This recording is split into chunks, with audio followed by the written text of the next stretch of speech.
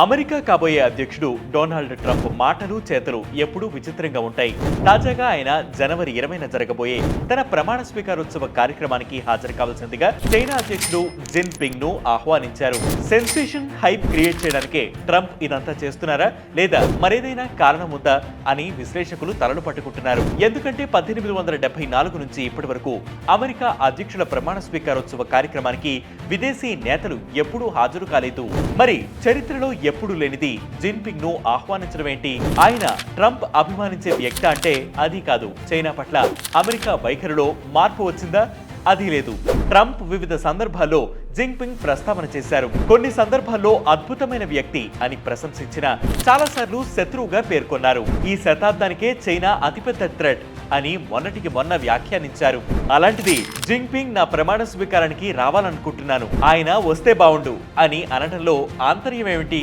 మనమే అవతల వాళ్లను ఏడిపించి దగ్గరికి వెళ్లి సముదాయించినట్లు ఉంది ట్రంప్ వైఖరి. ట్రంప్ అధికార బాధ్యతలు చేపట్టక ముందే తాను ఏం చేయాలనుకుంటున్నాననే విషయాన్ని ప్రపంచానికి చెప్పేశారు.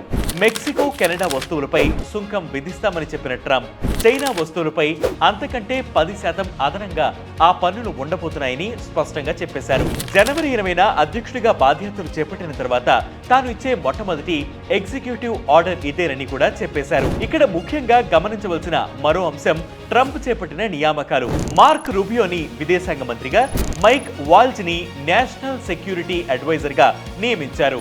ఈ ఇద్దరు చైనాను తీవ్రంగా విమర్శించేవారే. అది కూడా గతంలో మార్క్ రూబియో పైన చైనా ఆంక్షలు విధించింది. 2020లో అయితే తమ దేశంలోకి ప్రవేశించడాన్ని నిషేధించింది కూడా. మరి ఇప్పుడు రూబియో బాధ్యతలు స్వీకరించిన తర్వాత ఎలా ఉంటుందో చూడాలి.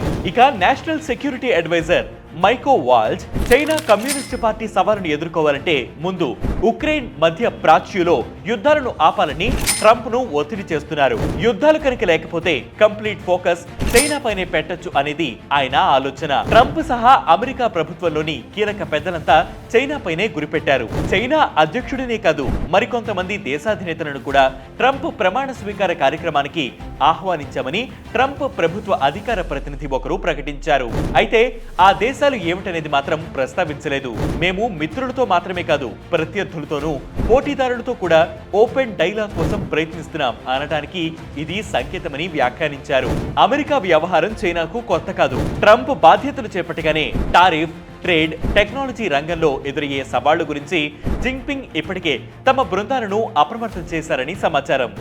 ఎలాంటి చర్యలు చేపట్టాలనే అంశాలపైన సూచనలు చేశారు. వరల్డ్ బ్యాంక్, IMF, WTOలతో పాటు 10 ఇంటర్నేషనల్ ఆర్గనైజేషన్స్ ప్రతినిధులతో బీజింగ్ లో ఒక కీలకమైన సమావేశం నిర్వహించారు. విభేదాల మాట అటుంచితే చైనా అతిపెద్ద ట్రేడింగ్ పార్ట్నర్ గా అమెరికా ఉంది. ఈ రెండు దేశాలు ఒకవైపు తమ వ్యాపార లావాదేవీలను కొనసాగిస్తూనే ఒకదానిపై మరొకటి ఆధిపత్యం కోసం ప్రయత్నిస్తూ ఉంటాయి. ఇక ట్రంప్ ప్రమాణ స్వీకారానికి జిన్పింగ్ హాజరు కావడం లేదని తెలుస్తోంది. దీని గురించి చైనా నుంచి అధికారిక ప్రకటన ఏమీ వెలువడలేదు. కానీ US లో ఉండే చైనా అంబాసిడర్ ఈ కార్యక్రమానికి హాజరవుతారని సమాచారం.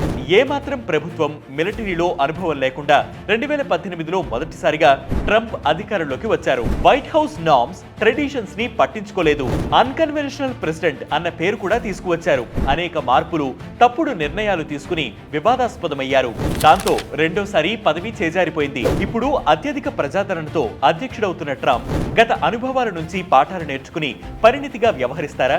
మరిన్ని మ్యాజిక్లు చేసి చరిత్రకారులు వ్యాఖ్యానిస్తున్నట్లు వాచబుల్ పొలిటికల్ క్యారెక్టర్ అనే ముద్రను కొనసాగిస్తారా అనేది వేచి చూడాలి.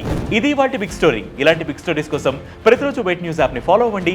Wait news Telugu YouTube channel ని సబ్స్క్రైబ్ చేయండి. దాంతోపాటు దీనిపై మీ అభిప్రాయాన్ని కింద కామెంట్ సెక్షన్ లో మెన్షన్ చేయండి.